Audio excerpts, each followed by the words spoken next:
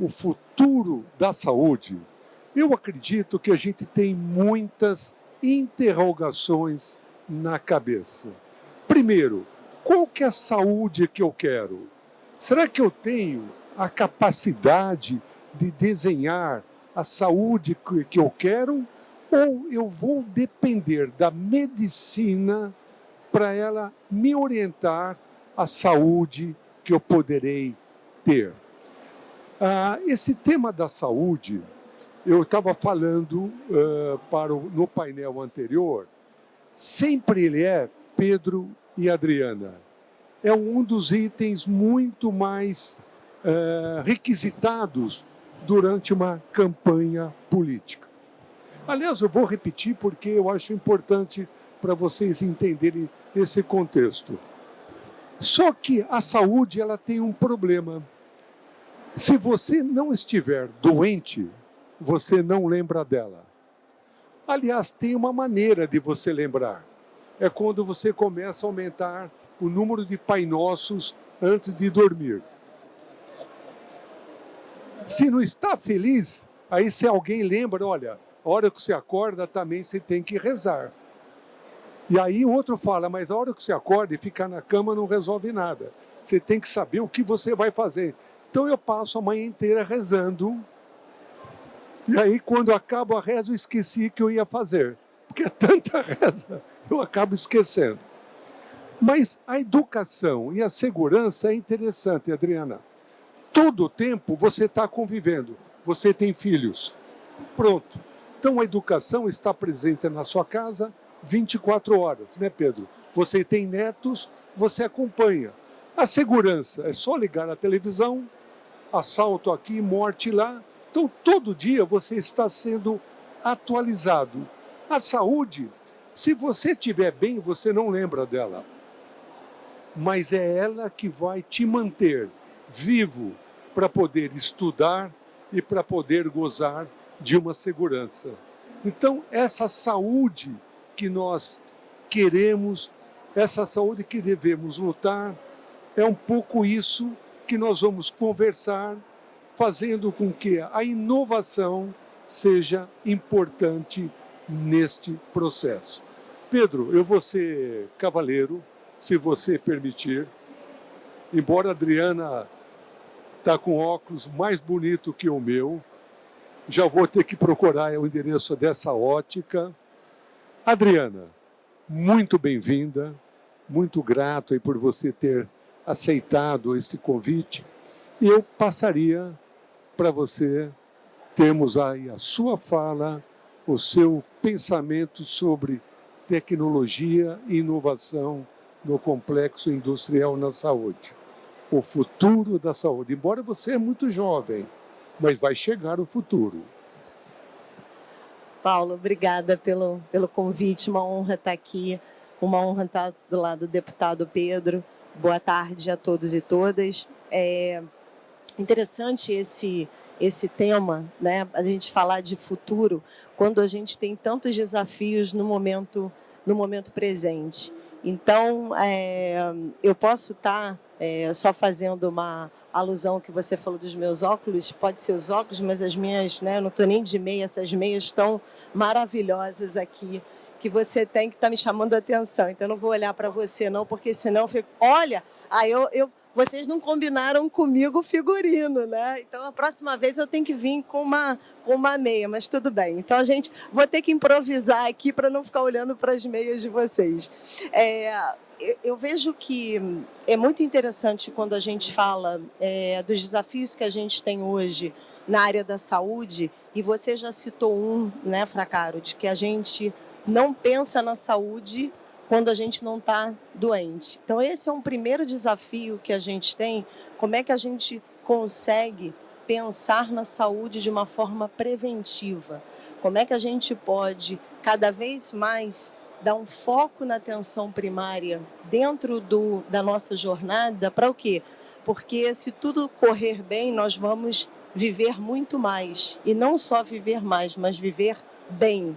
Então, isso exige que toda essa cadeia ela seja vista de uma forma cada vez mais integrada e eficiente. Aí que eu vejo que a tecnologia ela pode favorecer, né? A gente está falando da jornada do futuro, mas é a construção de como é que nós conseguimos, através também da tecnologia, criar maior eficiência, menor desperdício que a gente tem na cadeia como um todo e mais inteligência de dados para que a gente possa reduzir esses custos e melhorar essa jornada do paciente. Então, abrindo aqui essa discussão, eu colocaria que a tecnologia ela não tem que ser o fim, ela é um meio para que a gente possa entender como a gente pode ser mais eficiente na cadeia, independente do setor público ou privado.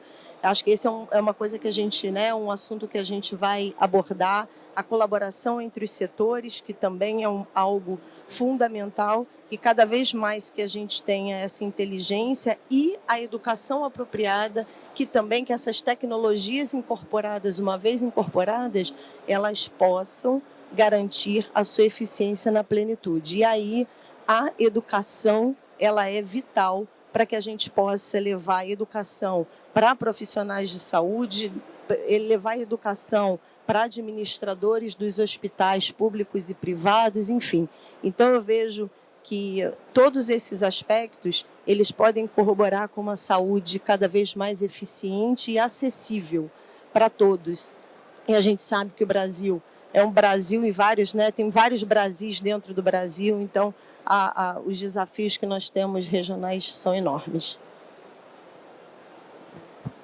Muito ótimo. Pedro, eu passo a palavra para você, para os seus primeiros comentários. Muito obrigado, Paulo, Adriana, muito prazer. Essa meia foi o Paulo que me deu. Eu usava meia marrom e preta, eles pedem essa meia de botar em defunto. Aí eu coloquei. Eu falei para ele que quando se vende caixão de defunto, o cara fala, qual meia vai, marrom ou preta? Eu só usava marrom ou preta, então ele me deu, tem mais de uma, passei a usar também. Esse é o Paulo, né, Adriana? Esse é o Paulo.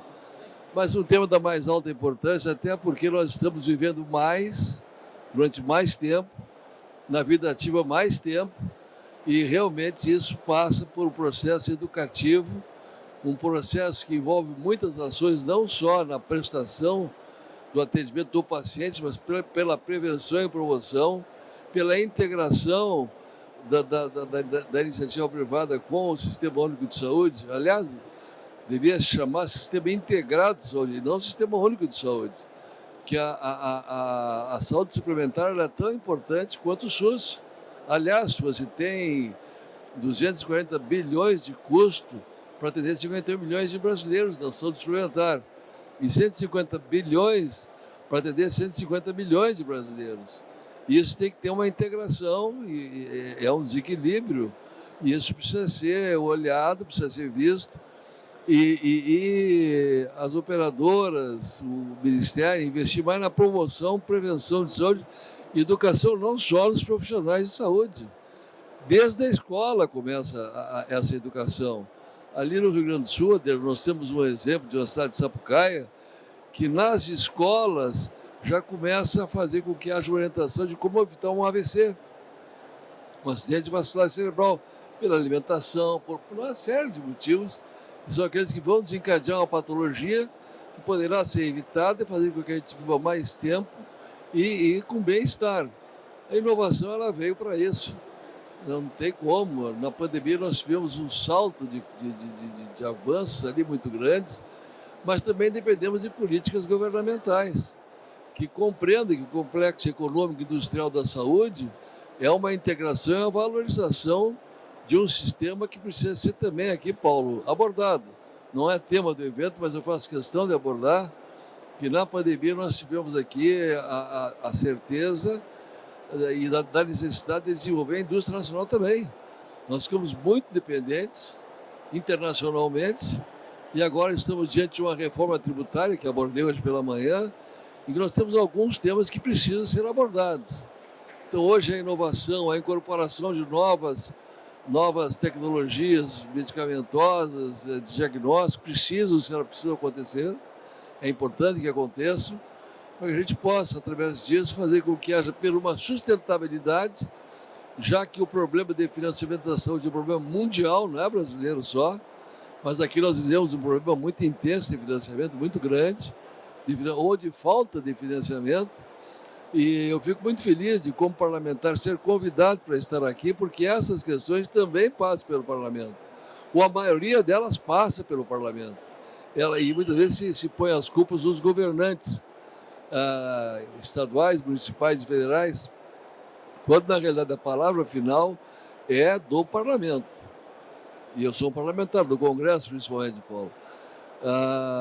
Vou dar um exemplo para vocês. Eu fui relator do projeto que reajusta o SUS anualmente, do deputado Brito da Bahia, que aliás está aqui também, e na Câmara nós aprovamos esse projeto para poder fazer uma recomposição daqui para frente.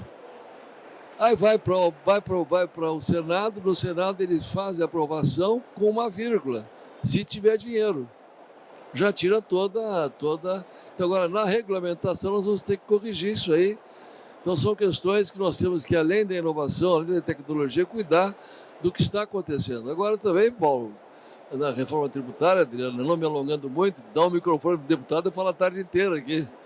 E mistura os temas, né? Essa é a nossa função.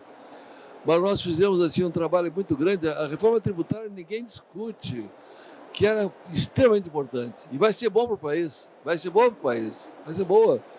Na saúde, um trabalho feito pelas entidades representativas e a importância da BIMO, a importância das confederações de saúde, da ABMED, a importância desse pessoal que está permanentemente instruindo o deputado a votar. Nós conseguimos na Câmara Federal colocar lá a dispositivos médicos para ter uma atenção especial que a saúde teve. Passou, mas passou com vírgulas, que no Senado tem que ser corrigido, porque isso aí aumenta o custo de todos. Nós conseguimos na saúde 60% de atenção especial, os dispositivos entraram, mas daí enumeraram quais são e quais não são possíveis de ter esse benefício. Então, Paulo, eu vejo que nós temos muitos desafios pela frente. Abordei algumas coisas a mais, não sei se queria essas perguntas na frente ou não. Está ótimo. Mas eu acho que é importante. As considerações iniciais são essas aí. Muito obrigado, Pedro, por enquanto. Adriana, você ocupa uma posição fantástica, diretora-geral da Siemens, na área da saúde. Eu queria fazer uma pergunta. Você acredita que a tecnologia um dia poderá propiciar uma saúde igual para todos? Essa é uma pergunta importante, hein, Paulo? Mas eu vou começar a responder ela. A saúde ela não deveria ter gênero, cor, idade, CPF ou CEP, né? A gente deveria pensar no centro do paciente, independente da sua questão social, econômica. E se a gente pensa no centro do paciente, sim, nós deveríamos ter uma saúde cada vez mais equitativa, ou seja, para todos em todos os lugares, que isso é um propósito nosso, da nossa organização, da Siemens Healthineers, que não está só no nosso... hoje nem paredes mais a gente tem, porque a gente trabalha de todos os lugares, mas isso está no nosso DNA, né? Como é que a gente pode, sendo uma empresa líder de tecnologia para a saúde, para diagnósticos cada vez mais precisos e precoces, como é que a gente pode ajudar nesse futuro e nesse presente, né? Independente do setor público e privado. Acho que o deputado Pedro falou muito bem, eu gostei, já vou usar, porque eu incorporo na minha fala o que eu aprendo, o Sistema Integrado de Saúde. Eu acho que o primeiro ponto, que é fundamental da gente falar de sistemas equitativos, é que como a gente pode explorar cada vez mais a colaboração entre os setores, né? Entre o setor público e privado, porque aqui eu vejo um potencial para escalabilidade e qualidade dos serviços de saúde. E aí sim a tecnologia ela é vital A gente vem falando muito de inteligência artificial, dos impactos da inteligência artificial, mas eu acho que a gente tem que pensar o que a inteligência artificial ela pode resolver ou ela pode solucionar para as causas de vulnerabilidade de acesso da saúde. Então, por exemplo, um ponto que a tecnologia ela pode ser muito válida. A gente já sabe que, pelos estudos, que até 2030 a gente vai passar por uma escassez, já está passando uma escassez de mais de 10 milhões de profissionais de saúde. Aí que a tecnologia, independente do setor público e privado, ela pode ter uma contribuição muito importante, porque a gente já incorporando a tecnologia de inteligência artificial, por exemplo, em ressonâncias e em tomógrafos, a gente entende que a gente pode propiciar para o médico que ele deixe de olhar ou de fazer tarefas repetitivas para que ele possa ter mais tempo, por exemplo, de analisar a alta complexidade ou um tratamento cada vez mais humanizado. Então, essa tecnologia, ela certamente ela consegue, entre o setor público e privado, acelerar o melhor tratamento para os pacientes. Vou dar um outro exemplo onde a tecnologia ela pode ter no próprio processo de educação dos profissionais de saúde, o avanço da telemedicina e todos os sistemas também de interconectividade ou interoperabilidade de dados, que novamente, parafraseando aqui o deputado, num sistema integrado de saúde, não se deveriam ter dados fragmentados de um lado e de outro. O dado é do paciente, ele deveria estar no centro para que a gente tivesse essa composição de maiores eficiências entre o sistema.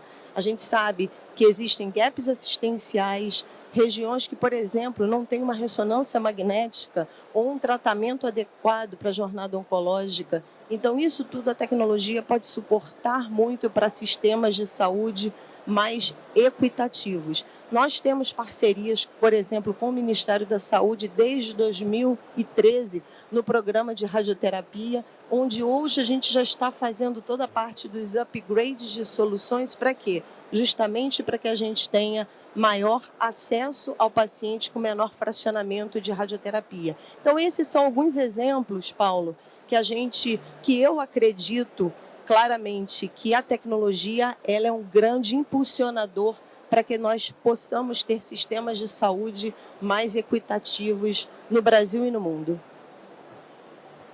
Olha, fiquei muito satisfeito com a sua resposta.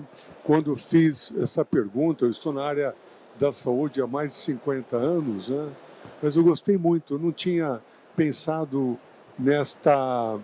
nestas facilidades que irão trazer e propiciando com que a utilização muito melhor de todo o parque instalado. Muito legal. Pedro, eu queria fazer uma pergunta, como você está dentro da política, eu tenho me perguntado muito isso. Você acredita que é possível oferecer uma saúde gratuita para toda a população, mesmo considerando, né, Adriana, que a inflação da saúde sempre ela tem um índice mais alto do que a inflação econômica, né?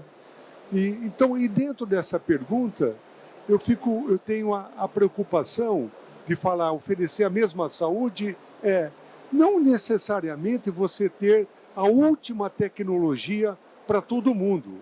Vocês todos temos carros, aliás, a maioria pode ter carro, mas eu não preciso ter o Rolls Royce, a Mercedes, eu não tenho. Eu tenho um carro que me leve com segurança.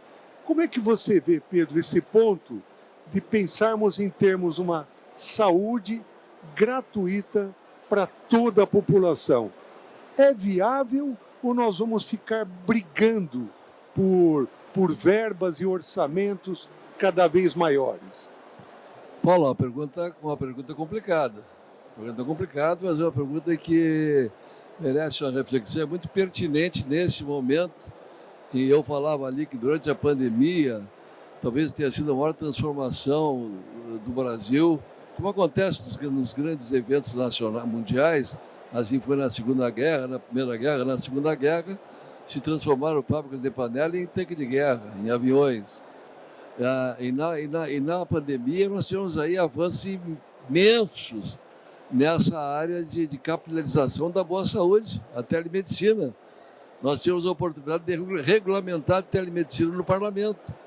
Isso permitiu que o paciente lá em Cucuí de Las Palomas, no norte do país, tivesse atendimento de um Albert Einstein. Então, a telesaúde a serviço, isso é tecnologia, isso é inovação. A Siemens tem sido de uma extrema importância em todos os tempos e tem também se atualizado de acordo com as necessidades e com os avanços. Isso é muito importante. Por isso que eu falo em sistema integrado de saúde. Não, porque sistema único de saúde, quando se pensa só naquele que é pago pelo governo. E sistema único de saúde, para mim, é todo ele, é todo sistema, é o sistema privado, é o sistema público. A inovação hoje, ela coloca a pessoa com um aparelho de ultrageração lá em Manaus, podendo ser interpretada em São Paulo. Uma orientação de um tratamento de uma UTI pode ser na minha cidade de Cruz Alta, orientado pelo Moinhos de Vento de Porto Alegre. Então, são questões que nós temos que regulamentar para que haja o bom uso delas. E fazer isso em cima de dados importantes. E a Adriana trouxe dados aqui que são muito preocupantes, mas são reais. Nós vamos ter uma diminuição de profissionais da saúde. Já estamos tendo na Europa. Já estão nos levando para lá os nossos enfermeiros, os nossos médicos. E aí há necessidade de manter a qualidade com a menor quantidade de pessoas. E isso só vai ser possível com a inteligência artificial.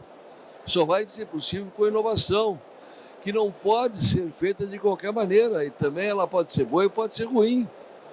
Então é por isso que o parlamento não pode fugir desses temas na regulamentação dessa área. Nós temos uma grande deputada lá em São Paulo, lá no parlamento, que é a Adriana Ventura, de São Paulo, que você conhece ela. Trabalhou muito a inteligência artificial, trabalhei com, aliás, a telemedicina, e nós temos agora a inteligência artificial. Eu quero tratar desse tema lá, porque na telemedicina, nós tivemos uma grande, eu sou médico, nós tivemos uma grande resistência na médica nisso aí, muito grande. E superamos isso porque mostramos que era a oportunidade de fazer bem feito, porque ela ia acontecer igual. Não tem, a incorporação de novas tecnologias na área de diagnóstico, ele é fundamental. Essa parceria com o Sistema Único de Saúde, com o Ministério da Saúde, eu continuo insistindo no Sistema Integrado de Saúde, que é isso que nós temos que buscar, para que possamos fazer uma saúde igual para todos. É difícil, mas não pode deixar de ser o nosso objetivo. Isso tem que ser um objetivo e uma busca incessante para a gente colocar à disposição dos mais desvalidos a alta tecnologia que hoje tem à disposição já. E aí se tem também uma visão de que é muito caro, mas essa visão é feita porque só olha o curto prazo. O longo prazo não é caro. E dizia isso, e digo isso também, Paulo, quando tiver que parar, me chama a atenção, Francaro. Em relação a diagnósticos bem feitos ou patologias que terão resultados bons ou ruins. Asma grave. Se for diagnosticado com asma, ele vai ter 20 internações no mês, porque o tratamento é um. Se for diagnosticado com asma grave, aí eu falo em centros de especialização importantes, com tecnologia capaz de fazer com que haja diagnóstico. Ele vai internar uma vez por ano. Então, qual é o maior custo? É o medicamento ou é a internação? É a internação. Então, a visão a curto prazo leva a pensar, mas é muito caro essa incorporação desse equipamento, desse medicamento. Para um pouquinho, mas os benefícios dele a longo prazo?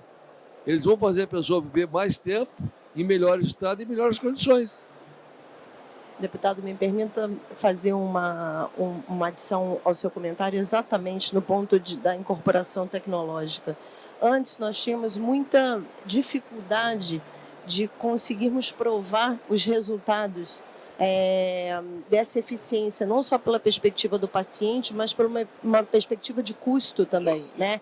E essa, hoje, a própria tecnologia, ela, quando a gente promove uma incorporação tecnológica, é possível que com a própria tecnologia a gente meça quais são os impactos que essa tecnologia pode propiciar para o sistema como um todo. Então, essa visão, acho que na sua fala, essa visão de curto prazo, ela precisa mudar por uma questão de sustentabilidade do sistema, porque senão a gente vai cada vez mais focar no problema e não na solução. E vocês sabem o quanto é importante, por exemplo, para um diagnóstico precoce de câncer de mama, quanto ele é importante não só para salvar a vida de uma mulher, mas também para desonerar esse custo da cadeia, para que essa paciente não fique numa fase de tratamento paliativo constante e que não tenha um desfecho positivo. Então, novamente, acho que essa visão nova, né, de implementar e conseguir provar através de economia da saúde, a gente fala ainda muito pouco de economia da saúde, né? A gente fala muito do tratamento, mas a gente precisa novamente focar na prevenção e na atenção primária através de políticas públicas que sejam eficientes para que a gente consiga implementar essas incorporações. Desculpe, eu quebrei o protocolo aqui, mas só para complementar essa fala que eu vejo que é super importante. Eu vou quebrar o protocolo também. Você falou de mama e a próstata, onde entra? A próstata, Paulo, tem hoje a possibilidade de um diagnóstico mais precoce e um tratamento pontual. Então. Tratamento pontual cura de 100%. Mas ontem eu comentei a história de um amigo meu que ele está encarecendo o exame de próstata porque ele marcou 3 consultas com o médico. Uma para saber se o médico era casado. Né? Ficou preocupado. O segundo, ver se o médico não queria ter amante. E o terceiro, ele falou, mas por que a terceira? Esqueci de ver a mão dele. Então... Mas olha, essa história da tecnologia, da inovação, você sabe que a gente tem que tomar cuidado.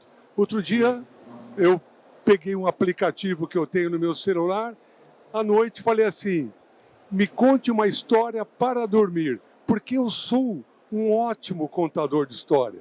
Eu acho que eu devo ter conseguido, na época que eu me separei, umas 3 namoradas só contando história. O aplicativo, eu dormi. A história era fantástica, eu dormi. Então, a inteligência artificial, Pedro, eu vou ficar inútil. Eu acho que eu vou ficar inútil. Mas vamos voltar. Eu acho que nós temos mais um tempinho. Eu queria fazer uma pergunta para você. Adriana, você dentro da Siemens, nós estamos ouvindo, quando falamos em inovação, sempre o tema startups. Muitas startups vindo para a área da saúde. Qual que é a minha preocupação com a vivência de empresário? Você vê possibilidade de uma startup crescer sem ter uma parceria de uma grande empresa? Fracaro, você me apresentou falando que eu era novinha, mas já estou algum tempinho nessa jornada, não só da área da saúde, mas de negócio. Se a gente for alguns anos atrás, a gente lembra que quantos de nós não escutamos que as startups eram as soluções mágicas dos problemas que a gente precisava endereçar. Eu acho que esse conceito ele já caiu por terra. Eu acho que a gente está num momento onde tanto multinacionais, empresas de médio, diferentes portes, as startups, elas precisam colaborar entre si e que elas possam fazer soluções que não sejam soluções fragmentadas, mas que, de novo, que a gente possa colaborar entre si. Então, nós, na Siemens Healthineers, por exemplo, nós, através de parcerias como, por exemplo, o laboratório de inovação que a gente tem no Hospital das Clínicas, a gente fomenta o surgimento e a colaboração com startups. Por quê? Porque a gente acredita que essa dinâmica de governança ela é colaborativa, né? Então, eu não acredito nem que as empresas vão viver sem as startups, nem que as startups sem as empresas. Eu acho que, de novo, eu estava agora visitando algumas aqui no evento e vendo exatamente, eu falei, mas qual é o diferencial que você possa trazer para isso? E eu penso que a gente pode contribuir, talvez, com alguma ideia e, na verdade, não criar algo completamente novo, mas que seja complementar. Então, novamente, eu acho que a gente precisa, cada vez mais, não só nesse aspecto, mas pensar no movimento cada vez mais colaborativo e integral do que fragmentado. Então, acho que as startups, elas complementam as multinacionais, as empresas globais, as empresas nacionais também. Acho que elas fomentam tecnologia, fomentam inovação, mas elas também precisam ganhar com a governança, com uma série de uma perspectiva e de um olhar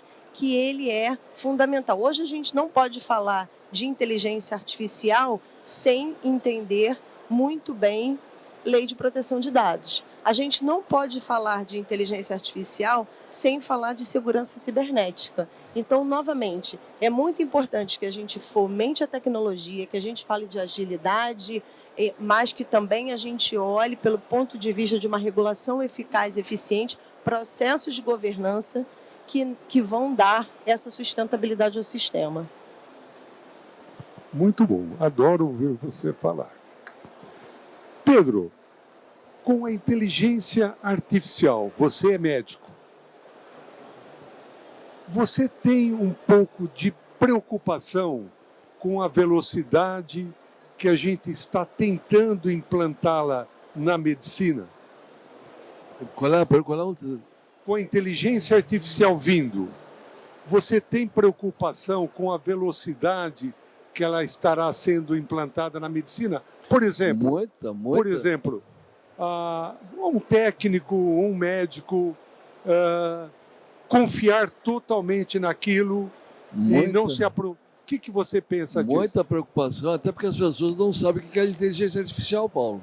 Muitas pessoas não sabem bem do que se trata, nem de como é regulamentada, nem como pode ser usada. Então, isso é uma preocupação que eu tenho e é muito grande. Por isso, esse projeto, estando no parlamento, eu quero participar. Até vou pedir a relatoria dele, para poder fazer com que pessoas que sejam realmente conhecedoras desse processo possam fazer uma regulamentação adequada. A Adriana falou muito bem sobre a importância de não desprezar as startups, mas também nós temos que ver como é que a Siemens chegou onde chegou. É uma caminhada para poder oferecer serviços de alta qualidade. Então, as duas coisas são importantes. Mas eu tenho muita preocupação, sim, Paulo, porque a inteligência artificial veio para ficar, mas ela precisa ser olhada de uma maneira com governança, de uma maneira que seja realmente sustentável e que não substitua o homem integralmente, e não vai substituir nunca. Até porque vai ser abastecida pelo homem. Então, o homem não pode deixar se dominar pela inteligência artificial. Hoje você diz uma palavra e ele faz um texto. Mas a palavra quem diz é você. O que você quer é você que tem que dizer. Na área da saúde, eu tenho uma preocupação imensa que isso não seja bem regulamentado e bem usado, inclusive com mecanismos de frear certos aspectos que não são bons. Como aqui no Brasil, Paulo, e vou falar um pouco da pesquisa clínica, que eu fui relator da pesquisa clínica no parlamento, sabe disso, e fui relator porque tive nos Estados Unidos, no Hopkins, onde tem 29 prêmios Nobel de saúde, e aqui no Brasil, para se iniciar uma pesquisa clínica, era 1 ano e meio e 2 anos. E quem me palestrou lá foram 2 brasileiras, uma do Rio Grande do Sul, da minha terra lá, que eu conheci o pai dela. O que estão fazendo aqui? Nós não conseguimos pesquisar no Brasil, porque é uma burocracia, há obstáculos ideológicos. Aí eu peguei a relatoria de um projeto que tinha no parlamento, da senadora Ana Lemos, conversei com o governo, fui relator e aprovamos esse projeto, e hoje a pesquisa clínica é uma realidade do Brasil. São esses avanços que nós temos que colocar à disposição, e aí a inteligência artificial entra na formatação de novas tecnologias, incorporação de novas tecnologias. Se quer fazer uma saúde para todos de uma maneira que nós sonhamos, vai ter que haver um sistema integrado de saúde e não um sistema único de saúde. Bom, pessoal, no horário em ponto, eu gostaria muito de continuar esta conversa, porque continuo aprendendo. Isso é importante na vida, meus amigos. Nunca se considerem sabedores de tudo. Sempre temos que estar abertos para continuarmos aprendendo e de que maneira? Ouvindo e prestando atenção. Embora o meu parceiro estava aqui com o celular ligado, o Márcio Bertoni, então não prestou atenção no que eu falei, mas quando ele vier pedir aumento para mim, vou ligar o meu celular e vou ficar com o celular também. Você não acha uma boa ideia? Vou ficar com o celular, assim. Meus amigos... Olha, eu tinha na residência em que eu fiz, o dono do hospital era o doutor Lazarotto. Então eu fui designado chefe dos residentes. E quando eu ia pedir aumento para ele botava um sapato furado. Eu falei, aqui, meu sapato é furado, não tenho dinheiro para comprar sapato. Que aumento, pô? Não, mas o sapato tá bom. Tá tudo bom aqui. Mas, pessoal, Adriana, querida, muito obrigado mesmo de você ter aceito esse convite. Pedro, você com todo o parlamento te amolando o tempo todo, arranjou um espaço para estar conosco. Muito obrigado. A vocês que estão nos ouvindo, muito obrigado. Então eu passo um minutinho para você se despedir e depois o Pedro. Fracaro, primeiro, novamente, obrigada. Gosto muito de terminar essa fala com aprendizado contínuo, né, e a escuta ativa.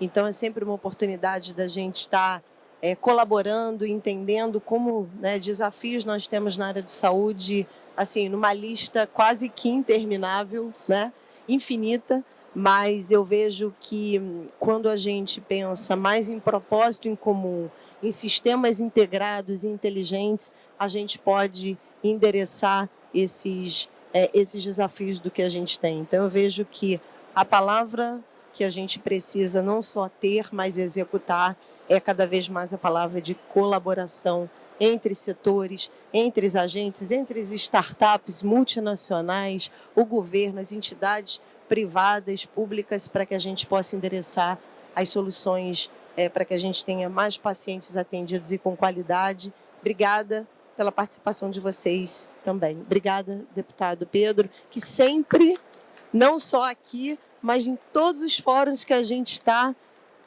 o senhor está lá, ativo, apoiando, e fico muito feliz aí do seu olhar para a questão da inteligência artificial. Obrigada. Pedro. Eu que agradeço, Paulo, mais uma vez, dizendo já uma frase que é já sabida: ninguém sabe tão pouco que não possa ensinar, nem que saiba tanto que não possa aprender. Cada vez que eu tenho uma reunião com o Paulo, com a Adriana, a gente aprende muito. Primeiro, com o fórum, é a oportunidade de aprender, de ouvir, de internalizar aquilo que tu acha importante, tirar o que tu não acha importante, mas é importante. E nesses momentos nós aprendemos muito. E fico muito feliz, Adriana e Paulo, da aproximação das entidades do parlamento. Até porque eu sou médico, eu fiz transplantes renais, eu fiz partos. Em 2002, em Porto Alegre, quebrou o IP, que é o Instituto de Previdência do Estado, responsável por 30% do faturamento dos hospitais. E ali eu fui provocado a ser deputado e aceitei o desafio. E resolvemos a questão do IP no parlamento. E ali eu vi que nós não podemos nos afastar do parlamento. E aí eu vejo a importância do fortalecimento das nossas entidades representativas. No caso aqui a BIM, eu sou vice-presidente da Confederação Nacional de Saúde, da qual eu sou fundador, e essas entidades fazem parte de uma frente parlamentar. Aí deixa eu fazer o meu merchandise aqui, eu já me deram cartão vermelho lá, mas é através dos parlamentos e da força das entidades que nós conseguimos avançar. Muito obrigado, Paulo, muito obrigado, Adriano, foi um prazer estar com vocês aqui.